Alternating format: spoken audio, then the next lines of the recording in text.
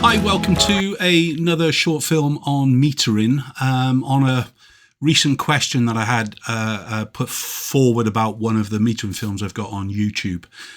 Basically, it was saying that, it's confusing because I've been told by others that I should point the meter towards the camera.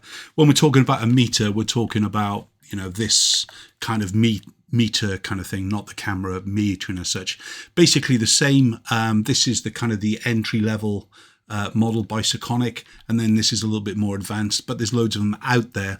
The only difference between the two is that I can basically turn the kind of dome in to get a flat reading across here, or I can actually turn it out to have an average.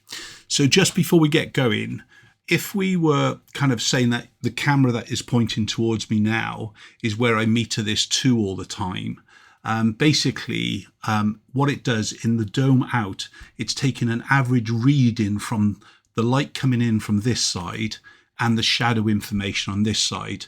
So hence you tend to actually get slightly burnt out highlights where the light is coming from, and you get more detail in the shadow. Now, traditionally, with kind of digital photography, I can't believe I'm using those words, but traditionally with digital photography, we shoot it like transparency. So in other words, we're recording the highlight information. And this is where we turn the meter towards the light source. So it doesn't necessarily mean where the face is pointed to, but where where the light source is kind of being directed from as such, whether it's a flash, whether it's a window, an aperture of light, and so on. Why are we doing that? Is because we don't really want to actually record the detail on the shadow side, because otherwise it will burn this side out. Now, you'll know that I basically want to choose my aperture, and I basically want to choose my shutter speed. So because of my shakes nowadays, my age, whatever it is, basically I need to shoot above about 125th of a second, and I usually shoot between f4 and say 2.8 to kind of throw the backgrounds out no matter what lens I'm using and so on. So when we're looking at this image now, where it's an aperture of light, she's sat in the light source and she is looking in the direction of the light, in fact. And if I held the meter by her face, it would be turned towards the direction of the aperture of light through the actual pillars. And that is why we've got this lovely kind of detailing on the face here. The shadow is a natural shadow information. Almost nothing has been done to this image, I promise you. But what it's doing, it's recording the exposure from the nose towards the light source. Okay, that is giving me the control. Obviously, what I need to do is change the the ISO to give me the correct exposure based on my, say, f4 and 125th of a second. I'd need to just change that ISO, and that's a lot easier to do on one of the more advanced kind of models and things, really, but it can be done on the basic. So then you kind of look at this image, and now she's flat against the wall. So now, compared to the last image, she's now actually stood to the left-hand side, and the aperture of the light that is kind of coming through those pillars is now lighting her flatter. She is just in the shade, but now the meter is pointed towards the actual pillar direction, the aperture of light. It has changed by probably 2 stops. Why? Because she's moved further away from the light source, and there's a kind of expression that I tend to kind of encourage you to think of.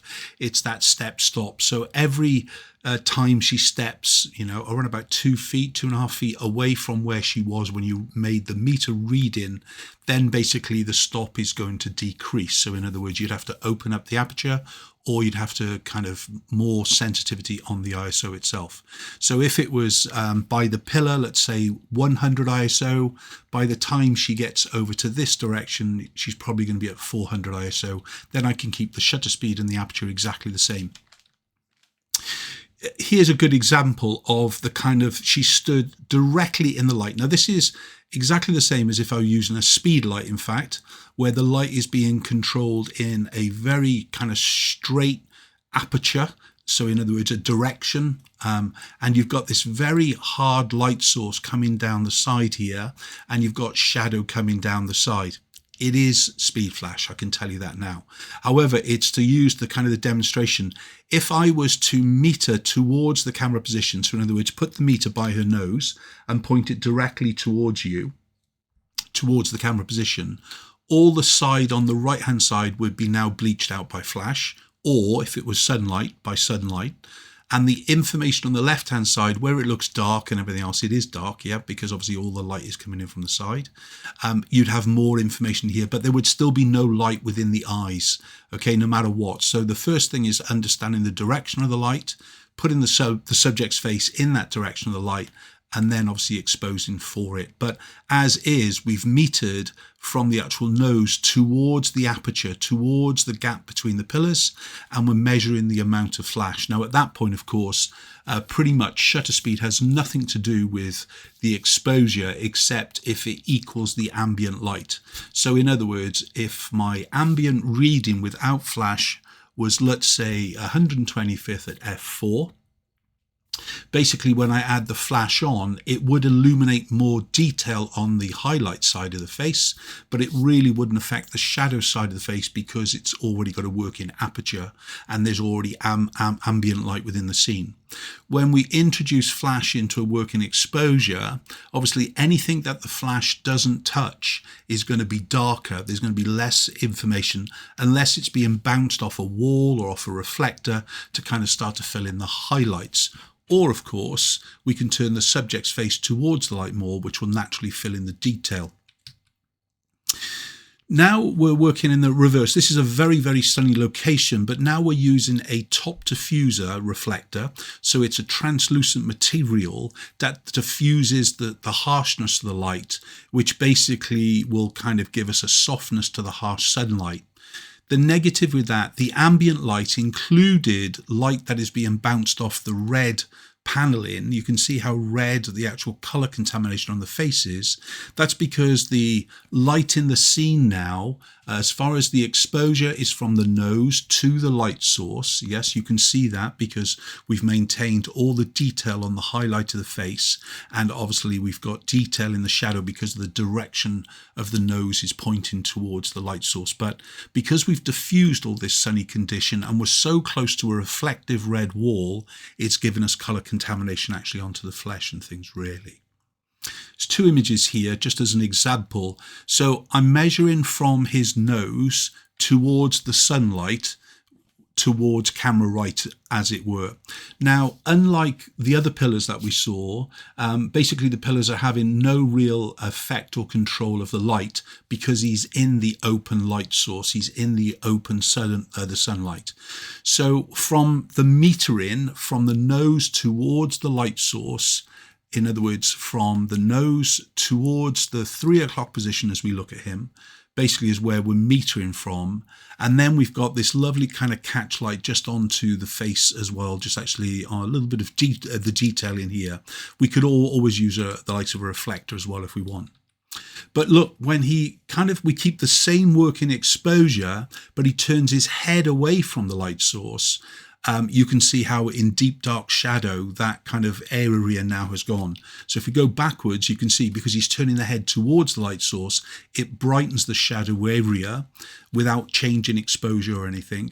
Whereas he turns his head away from the light source, we've still maintained the detail on the quality of the skin. However, now we're in bad lighting, so it's not a good image. And what I mean by that, the lighting on the face isn't complementary to him or to the drama.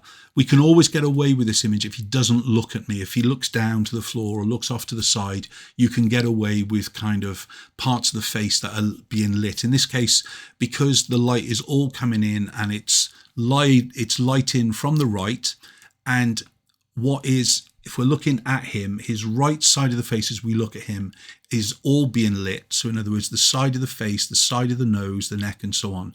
This is kind of broad lighting, and it's not very complementary. We usually what we call short lighting or narrow lighting, and that means that the narrowest part of the face would be the part that we're applying the flash to or the light direction and so on. We'll see images like that now in a minute. But this is exactly the same exposure, and all we've done is turned his face position from looking towards the light into looking away from the light. Whoop, wrong button. And you basically end up with this kind of darkened shadows. And this is where often photographers will think that's too dark, I'll open up. And the problem is then you open up and it becomes too light and bright on the highlight information. So this is the kind of diffuser reflector that I use in harsh sunlight. And it doesn't kind of protect all of the body, but it protects the most important part, which in this case is going to be the face and the jewelry and everything else in the hair. So obviously in today's AI, we could basically retouch that out without any trouble. Even in the past, 25 years with Photoshop, we can get rid of the reflector without any trouble. However, we really want to actually try and work it without the reflector in position, and this is where commercially you use big reflector panels out of shot and everything else with it and so on. Slightly different for a minute, because now we're using flash. We're overpowering the sky or the ambient light, yes, by a minimum of 1 to 2 stops. Pretty much this is 2 stops here, because we want the skies to be darker even in the middle of the day. So this is where we would meter for the sky, not the face, the sky, the brightest part of the image, and then we would overpower it by 1 stop or 2 stops, depends on how dark you want the skies to go.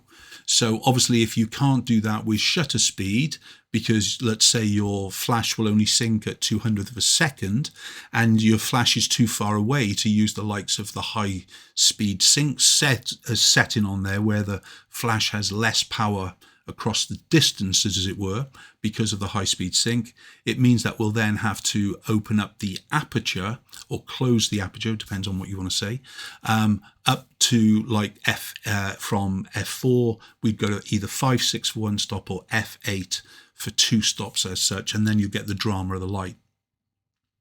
For this shot, we're metering from the nose towards the direct sunlight in exactly the same way here, but this is an exposure where the metering is being metered from the nose position towards the sunlight position. But if you look at the difference between this image and the next image, you'll see what I've done is I've added a flash as a separation light coming in from the 10-11 o'clock position. So that's given us this lovely separation of the hair here. Let me just come in closer. So you can see here, compared to the next shot where it's all flat and so on with it. So this is just the natural light with no reflectors or whatever it is, metered from the nose towards the light source, but obviously no separation light. Exactly the same exposure, a slight turn of the head towards the light, okay, just to avoid too much of the flash. But this is giving me the separation, like a sunlight effect actually onto the hair of separation. When we're working in studio, this can be a little bit confusing at times. The same model, Portia, she's positioned in the middle of the highlight, and we've kind of lit this white box to give us this bright and white light. But she's very close to it. So some of that light you'll find will wrap around onto the edges of the skin and so on. If she was further away from the background would still be white. Now I work on a 2-stop difference to make sure I have white with no detail. Some photographers say that you do a stop because they want a little bit of detail in the white, but I want the light with no detail to make sure that I don't have to kind of retouch or clean up or whatever.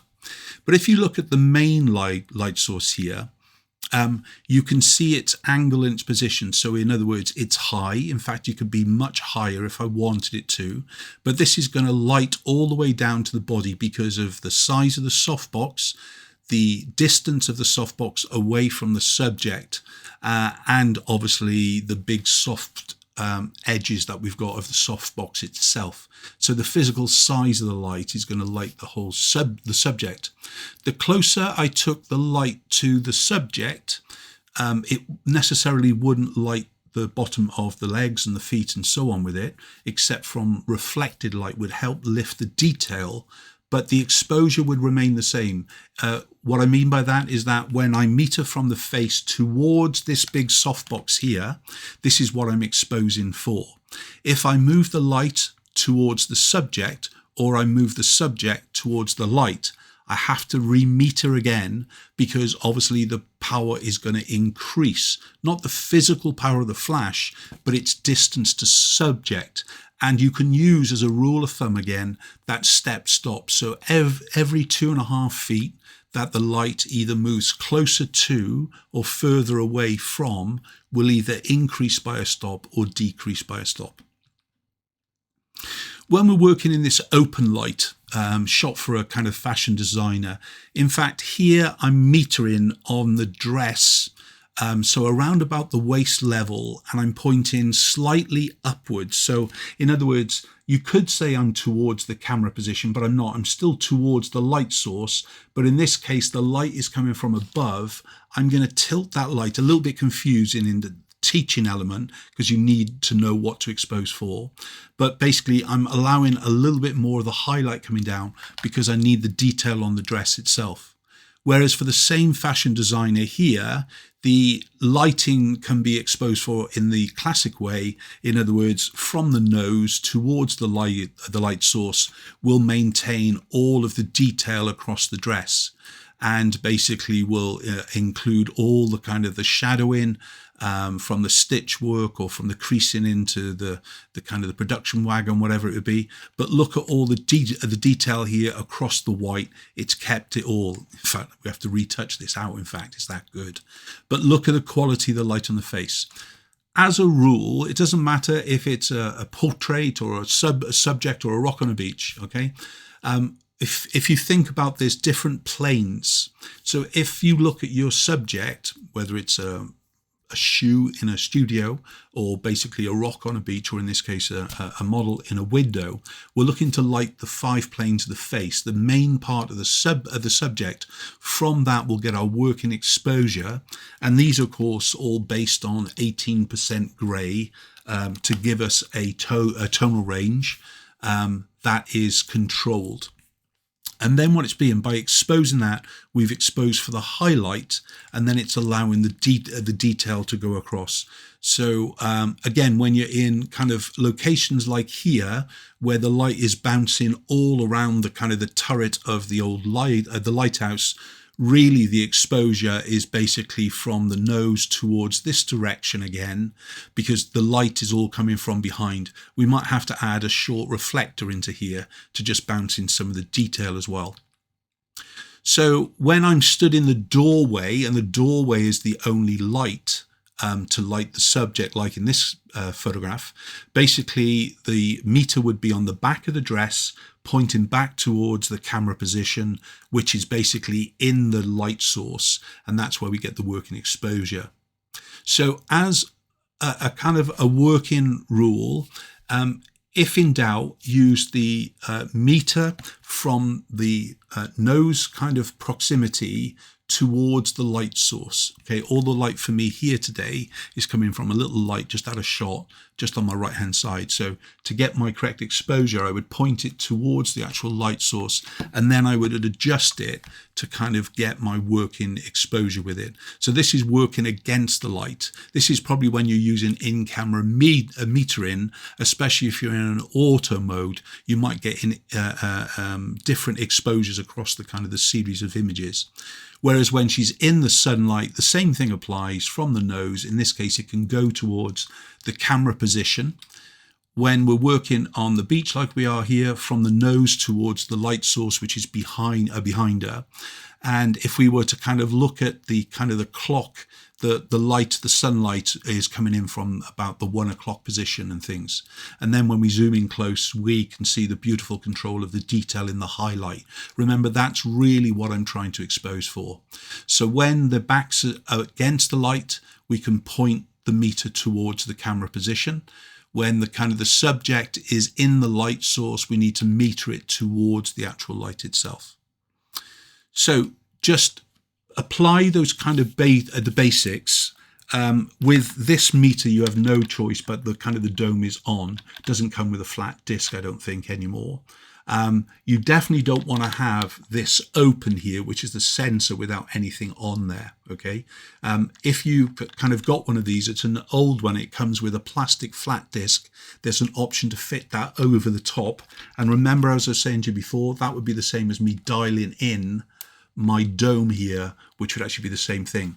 But just so you know that this meter and this meter are technically measuring the same quality of light.